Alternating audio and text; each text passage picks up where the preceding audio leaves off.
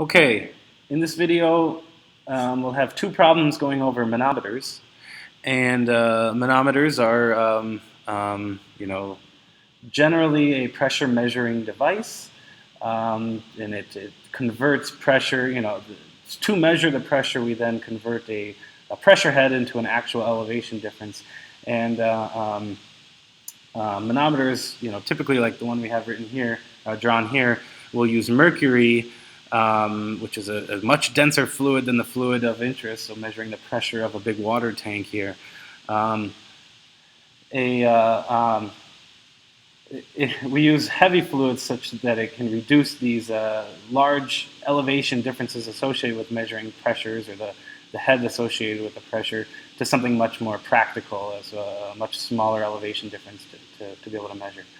Um, so we'll put up the system here from the book, 2.35, but let me mention these two problems, and the discussion about them may be very similar to what was gone over in lecture. So it may be rehashing the same material and the same methods, but we'll just get another description of it here and maybe going through slightly different problems.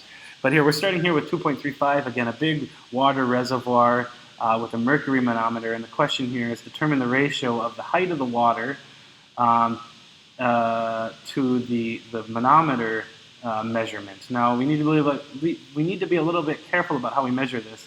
Essentially, this line here is what is just the baseline for what where the mercury would sit in the manometer if there was no pressure here, if there was no water pushing on the left-hand side on the manometer. So this is just the base level of the manometer with open to atmospheric pressure on both sides. And now what we've done is, hook this up to the water tank, and the change in elevation is now measured as H sub m, so H mercury, right? So this is going to be the change from what the level was, and the height of the water above that baseline tells us, is denoted here as H sub w. Okay, so I've done the same thing, rewritten this, and this is my our goal here is just to determine HW over HM. Again, the baseline here is the mercury level for if there was no water in the reservoir. It's the base level of the manometer. Okay, so to determine this, we just need to analyze this manometer. And in general, we have two different methods. The first one, I guess, is taking the system and discretizing and going through little discrete steps, going to important points in the system, and taking pressure differences between them. It's a little bit more maybe a little bit more easily understood if you're new to manometers or new to hydrostatic pressure variations. The second method is a little bit quicker, and once you've gotten the hang of manometers, I think the second method is going to be what you'll be using, but we're going to go through the first method here first. This requires labeling all the points where we have a change in the fluid species, and also points of equal elevation located within a single fluid species. So what I mean by that is we go to one end of our fluid system, so all the way at the top here, and we work our way down, and whenever we hit a change in the fluid species, we again label another point. So we start with 0, we then label this 1, and then we keep going in our manometer. And then if we also hit an equal elevation, we'll also label that point. So this will be point 2, because this is an equal elevation to point 1 within the same fluid species. And then we keep going up, and then we hit another change in fluid species. Basically, we're changing here from mercury back to air, back to the atmosphere. Okay, so we have a change in fluid species from air to water. That's 0. We have a change in fluid species from water to mercury. That's 1. We have an equal elevation point from over here. That's point 2. And then we have a change in fluid species going from mercury back to air, point 3. We can then relate the pressures at all of these points, or between all of the locations, through our hydrostatic conditions. Well, first of all, we note that point 0 and 3 are both subjected to atmosphere, so the pressure at 0 and 3 must be equal. Not only are they equal, but they're equal to the atmosphere, so we can add that in. Okay. Now let's go to the change in pressure from 0 to 1. This is just going, since we're in the same fluid species, But changing elevation, we just go to our hydrostatic condition for hydrostatic relationship for incompressible fluids, which is just that the pressure always at the lower end is just gamma, so our specific weight times the change in elevation. And so the change in elevation from point 0 to 1 is just HW plus HM. Right? So P1 equals P0 plus gamma water. So we're taking the specific weight of water times the HW plus HM elevation change. We then look at the pressure difference between 2 and 1. Well, same elevation within fluid species, those are just equal. So P2 equals P1. Even though as we go down, we're increasing our pressure and coming across here and then decreasing pressure by the same exact amount to get to the same elevation. So the pressures at 1 and 2 are exactly the same. And then this last bit to get up to 3, between 2 and 3, we will write P3 equals P2. Now we've gone up in elevation, so this becomes a decrease in pressure, minus, but now we're in mercury, so this is the specific weight of mercury times, and then the elevation change here is just 2 times H sub m. So now we've gone through our whole manometer and related everything. Again, remembering that if you had started at 0 and just went to 1 and then 1 to 2, 2 to 3, then they need to relate 3 back to 0, just, since they're both subjected to atmosphere. That may not always be the case. Perhaps this could be closed at the end, and you might have some information about the pressure inside the system here. Maybe this end is pressurized, or this is where you're reading the pressure, something like that. If you're given information here, maybe this relationship, our A relationship, might be a little bit different. But in the end, you need to relate. You need to kind of close the circuit there. Okay, so let's solve the system of equations. It's not too bad. Let's take A, C, and D. So that will relate. And I'm just noting here that by taking A, C, and D, that we can just directly replace P3 with P0, and we can directly replace P2 with P1, and then we'll just have 2 equations that relate P1 and P0. So, we notice that. So P3 is just P0, our P2 is just P1, and this is just minus 2 mercury's specific weight times HM. All right, so we've just taken the equation D and just replaced in these simple substitutions of A and C. We then combine this with our B equation. So what I've done here is taken this and now plugged in what P1 is from B. So P naught equals, now instead of P1, we have P naught plus this. So P naught plus gamma, so specific weight of water times that height difference minus, that comes directly from that equation. Let's see, we notice that we have P0s both on, a P naught on both sides. So those will cancel, and we're just left with, and then we'll pull the 2 gamma, mercury specific weight times HM. So 2 gamma M, HM to the other side. Rearrange some things here. We have gamma W, HW on this side, and we'll put all of the HMs over on the other side. So 2 gamma M, HM over here minus the gamma W, HM from the left-hand side. We can then, what I'm trying to isolate here is HW and HM through algebra. We can do that, pull the 2 gamma M minus gamma W out, divide through by HM and also divide through by gamma W. So on the left-hand side, we have what we're asked to find, the ratio of these 2 heights, HW over HM, and on the right-hand side, we have a ratio of specific weights, essentially. Noting here that our, this term here, gamma W over gamma W, is just going to give us that 1. But this first term is going to be 2 times gamma M over gamma W. Well, this is just the specific weight of mercury divided by the specific weight of water. That's just going to give us, that's the definition of the specific gravity, right? And whenever we take the ratio of the specific weights of whatever fluid you're talking about to the specific weight of water, that gives you the specific gravity. For mercury, it's 13.57. That basically says that mercury is 13.57 times denser than water. And we only have to look up one thing. This can be looked up in the table in your book. So 2 times the specific gravity of mercury minus 1 gives us 26.1.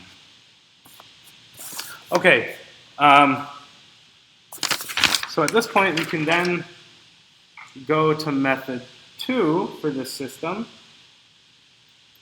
Method 2 now, once you get a little bit more comfortable with method 1, let's say, or just manometers in general, we can then just relate the pressures at the two endpoints. So we can just relate the pressure at 0 and 3 directly by marching through the system, where we're adding the hydrostatic pressure differences whenever we decrease our elevation, and we're subtracting the hydrostatic pressure from our hydrostatic pressure relationship whenever we increase our elevation.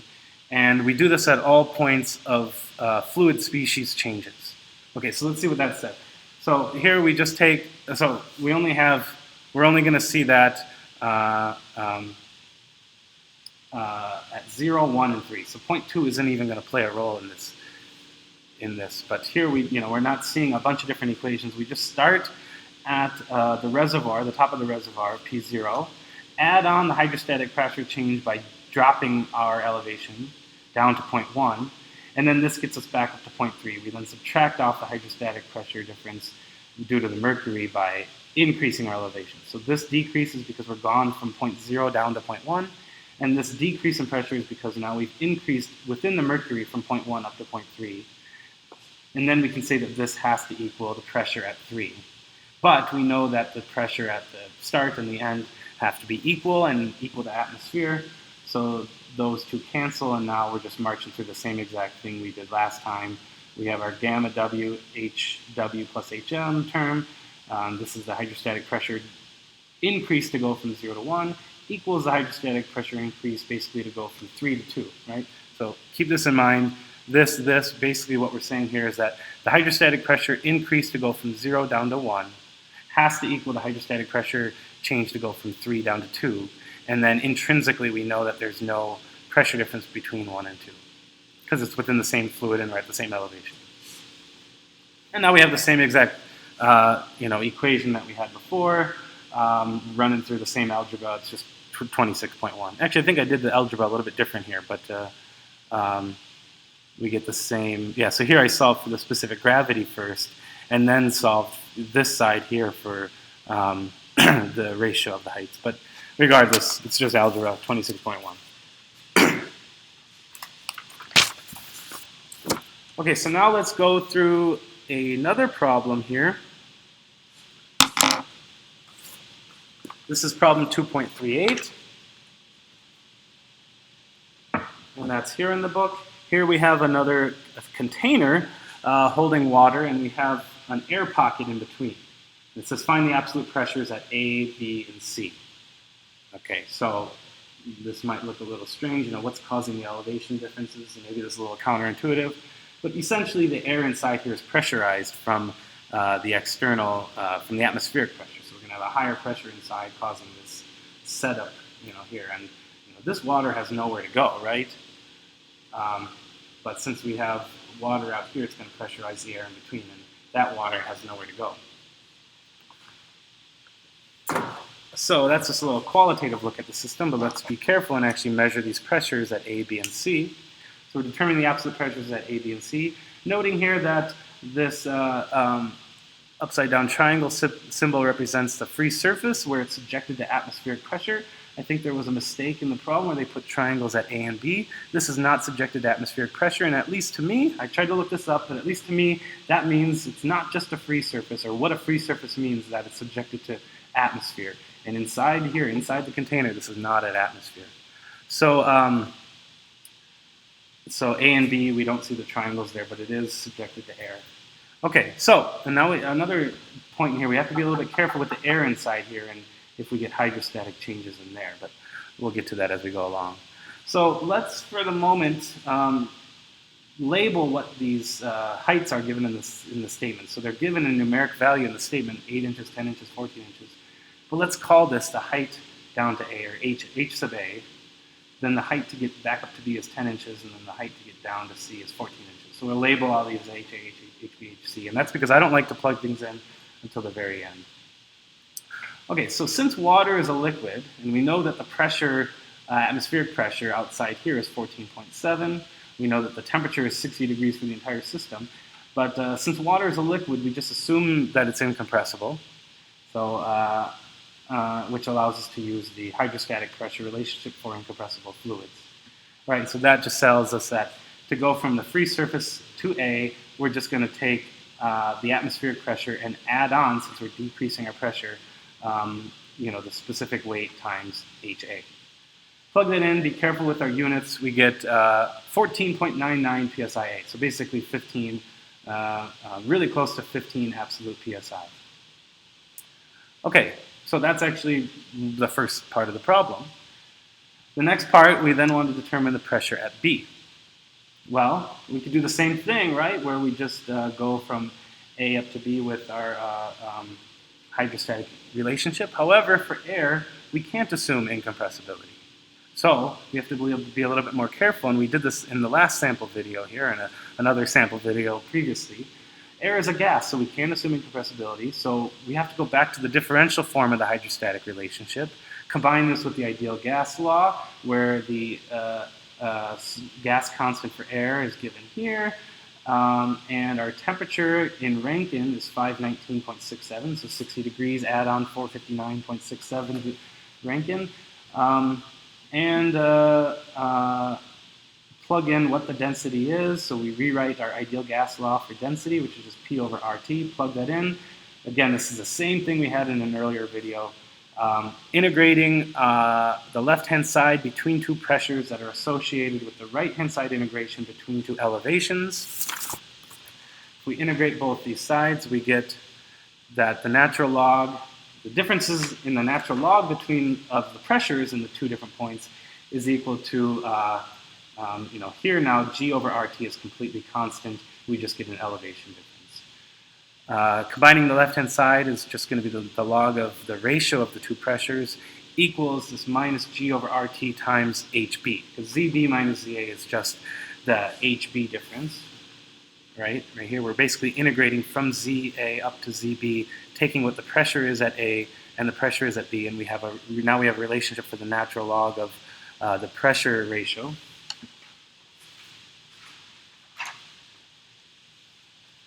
Where is it? Okay, here, and we then just solve for what PB is. Now that we know PA, we can just solve for PB.